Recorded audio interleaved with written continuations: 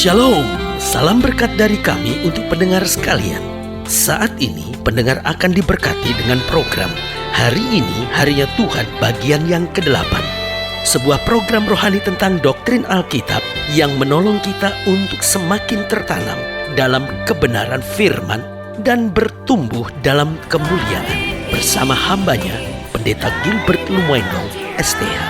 Banyak orang merasa doktrin Alkitab sebagai sesuatu yang membingungkan. Tetapi tahukah saudara bahwa doktrin Alkitab intinya adalah memahami Alkitab dengan benar, dengan pemahaman yang sistematis, sehingga kita terus dapat tertanam di dalam kebenaran firman, sehingga kita terus bertumbuh di dalam kemuliaan Allah.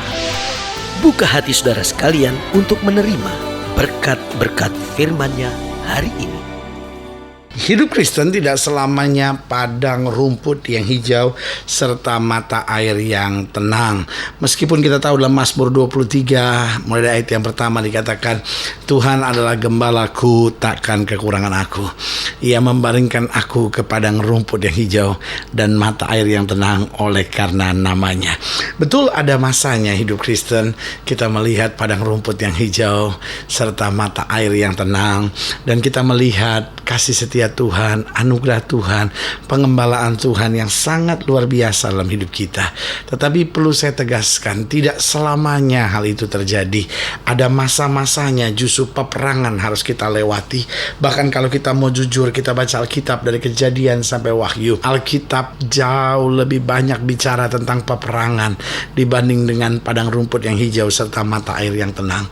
Alkitab justru bicara banyak tekanan, banyak peperangan, banyak aniaya di mana orang percaya harus lewati. Tetapi satu kesaksian yang luar biasa dalam Alkitab selalu dibuktikan, Allah kita memberikan kemenangan, Allah kita menyatakan mujizat, Allah kita melakukan perkara-perkara yang besar, Allah kita memberikan kemenangan yang gilang gemilang bagi orang yang berharap kepadanya. Haleluya. Karena sungguh yang dibutuhkan oleh Tuhan adalah orang-orang percaya yang kuat, orang-orang percaya yang berani, orang-orang percaya yang tidak menyerah, orang-orang percaya yang melihat peperangan dan berkata, terima kasih Tuhan, Engkau berdiri di depan aku sebagai panglima bala tentara yang memberikan kemenangan, yang memberikan kekuatan, yang memberikan mahkota. Haleluya. Karena itu saudaraku yang kasih dalam Tuhan, ketika engkau menghadapi masalah, ketika engkau menghadapi pergumulan, janganlah bersungut, tapi pandang ke atas dan bilang, terima kasih Tuhan, Tuhan ada di antaraku sebagai pahlawan yang akan memberikan kemenangan. Aku akan bersorak-sorai bergirang karena kemenanganku pasti di dalam Kristus. Haleluya. Selamat datang dalam program kita hari ini, Harinya Tuhan, sebuah program rohani yang kembali mengingatkan kepada kita betapa pentingnya kita menjadikan firman Tuhan sebagai dasar keseharian hidup kita.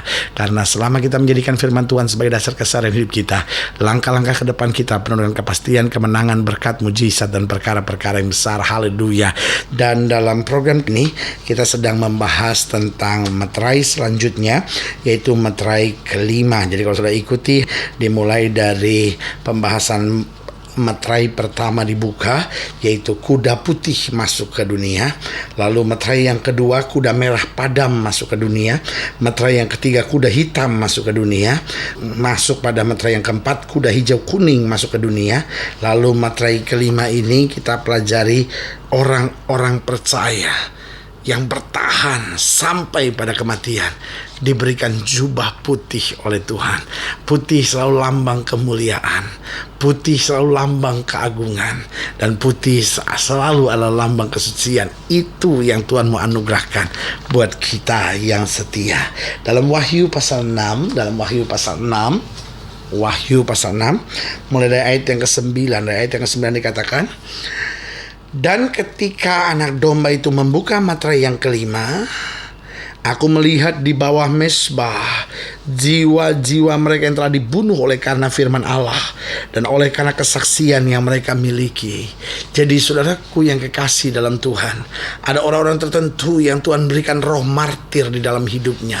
Apa artinya roh martir itu?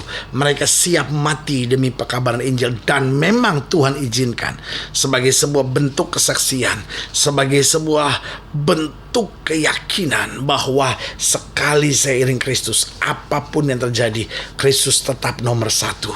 Sehingga itu menguatkan jemaat Tuhan yang lain, yang ketika dalam tantangan dia berkata, saya belum sampai mati, kenapa saya harus menyangkal dia? Tidak semua orang memiliki roh martir ini, karena ada orang-orang yang memang dijaga, dilindungi oleh Tuhan supaya tidak masuk dalam kematian. Tapi ada orang-orang yang diberikan roh yang berbeda. Roh martir diberikan oleh Tuhan kepadanya, sehingga kalaupun dia harus mati untuk Injil, ada kebanggaan dan sukacita tersendiri baginya. Dikatakan ketika dibuka, lalu apa yang terjadi? Ada jiwa-jiwa mereka yang telah dibunuh oleh karena firman Allah dan karena kesaksian yang mereka miliki. Dan mereka berseru dengan suara nyaring, katanya, berapa lamakah lagi ya penguasa yang kudus dan benar, engkau tidak menghakimi dan tidak membalaskan darah kami kepada mereka yang diam di bumi. Dan kepada mereka masing-masing diberikan sehelai jubah putih, dan kepada mereka dikatakan bahwa mereka harus beristirahat sedikit waktu lagi, hingga genap jumlah kawan-kawan pelayan dan saudara-saudara mereka yang akan dibunuh sama seperti mereka. Saudaraku yang kekasih dalam Tuhan, ternyata mereka menunggu, bukan mereka menunggu pembalasan, tapi mereka menunggu jumlah yang genap, karena hanya orang-orang yang diberikan karunia roh martirlah yang akan tiba di sana. Ada saudara-saudara yang mungkin bingung dan berkata, aduh pendeta, bagaimana saya tahu saya punya roh martir atau tidak? Intinya sederhana, orang yang takut mati tidak akan ada roh martir dalam hidupnya. Tapi orang yang siap untuk mati dalam pelayanan, orang yang memang siap untuk mati untuk Kristus, itu tandanya dia memiliki roh martir itu. Karena ingat, Tuhan tidak pernah berikan pencobaan lebih daripada kemampuan anak-anaknya. Jangan satu orang pun yang dengarkan program ini lalu berkata, aduh mudah-mudahan saya gak punya deh roh martir, mudah-mudahan suami saya gak punya deh roh martir, kalau gak aduh kita mati karena Injil, aduh berat betul gitu. Saudaraku yang kasih dalam Tuhan, gak usah kau khawatir. Kenapa? Karena hanya orang-orang yang memang diberikan roh itu, dia akan siap untuk menghadapinya. Karena memang siksaan yang dihadapi oleh mereka tidak mudah. Karena kalau saudara lihat di sini, siapa yang berhak mendapatkan jubah putih, jubah keagungan itu, jubah kemuliaan itu, jubah kesucian itu? Yang pertama, yang mereka hidupnya memang di dalam kesucian. Saudaraku yang kasih dalam Tuhan, mereka hidup dalam kesucian. Mereka bukan sekedar hidup dalam pelayanan, tapi mulai dari sini dulu, orang yang dapat roh martir, orang yang berhak memakai jubah putih ini, yang pertama orang-orang yang hidup dalam kesucian. Saudaraku yang kasih dalam Tuhan, saya khawatir ada banyak orang yang hari-hari ini mau bersemangat terlibat dalam pelayanan, tetapi tidak berani bayar harga yang bernama kesucian. Saudara, pelayanan tanpa kesucian hanyalah panggung kemunafikan belaka. Saya ulangi sekali lagi, ada orang-orang yang mau melayani tetapi tidak mau tinggalkan cara hidup yang gak baik. Ada orang-orang yang mau melayani tapi hidupnya masih gak karu-karuan, masih keluar masuk diskotik, masih keluar masuk tempat-tempat yang gak sepantasnya dia berada, sambil berkata, ya kita akan melayani, tapi kan kita masih hidup di dunia. Saudara, jangan melayani kalau saudara masih hidup dalam ketidaksucian. Karena saudaraku yang kasih dalam Tuhan, pelayanan tanpa kesucian hanyalah panggung kemunafikan belaka. Karena engkau hanya mempermainkan Tuhan, dan engkau hanya membodoh-bodohi jemaat. Tanpa kau sadari, kau bawa roh perzinahan itu, kau bawa roh yang tidak sehat itu masuk kepada jemaat. Kalau saudara masih mau main-main, keluar dari pelayanan. Tapi kalau saudara memang siap untuk bayar harga yang bernama kesucian, tenggelam dalam pelayanan, berjalanlah dalam kuasa kemuliaan Tuhan. Jadi saudaraku yang kekasih dalam Tuhan, siapa yang berhak mengenakan jubah putih adalah mereka yang hidup dalam kesucian. Yang kedua, siapa yang berhak mengenakan jubah putih? Mereka yang sungguh-sungguh dalam melayani Tuhan. Artinya dia melayani Tuhan gak pandang keuntungan, gak pandang kepentingan. Pokoknya dia melayani Tuhan dengan segenap hati. Dia melayani Tuhan dengan segenap jiwa. Dia melayani Tuhan dengan segenap akal budi. Dia melayani Tuhan dengan menyerahkan hidupnya sepenuhnya. Karena Alkitab jelas berkata, orang yang rela kehilangan nyawanya justru yang akan mendapatkannya. Saudaraku yang kasih dalam Tuhan, kalau engkau mau terlibat dalam pelayanan, janganlah setengah-setengah, jangan biasa-biasa. Kalau mau terlibat dalam pelayanan, ayo terlibatlah sungguh-sungguh. Kalaupun air mata harus turun, kalaupun keringat harus turun, kalaupun darah harus bercucuran, berjalan terus, karena orang-orang yang melayani Tuhan adalah orang-orang yang diselamatkan, dibela, diberkati oleh Tuhan.